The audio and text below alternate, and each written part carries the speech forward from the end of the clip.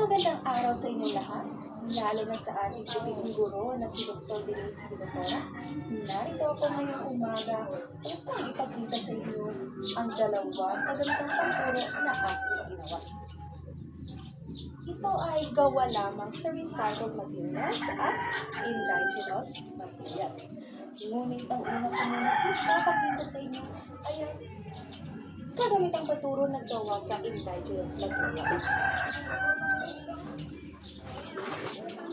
Yan. Ang alituburin ay gawa sa indigenous materials. Ito ay gawa lamang sa pine tree. Wala itong ibang nahalong materialis, ngunit sa puno lamang ito ng pine tree lahat. Yan. Ito ay gawang kamay lamang. At saka bagay talaga ito sa mga alituburin o layunin sa mga pagtuturo. Ayan. Ayan, ipumako naman tayo sa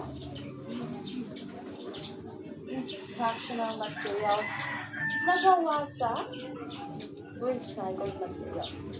Ito ay pagkamitang pagturo na tinatawag natin cooling charge. Ayan. Ito kadalasan natin ginagamit sa silid-aralan. Ito ay gawa lamang sa straw. Ayan, recycled na straw. At saka recycled na cartolina at cartoon. At ito rin ay gawa sa paper.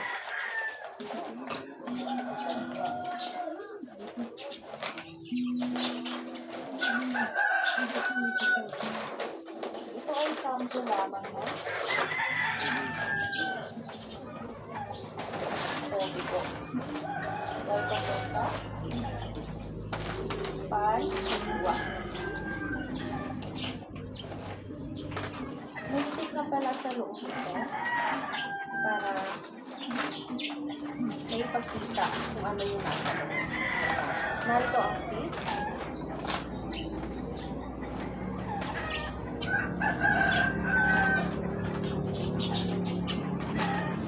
Yun lamang ang aking mga kagamitang pagturo na gawa sa indigenous materials at recycled materials. Sana ay natutunan nito ng ito. Yun lamang lahat. Paalam!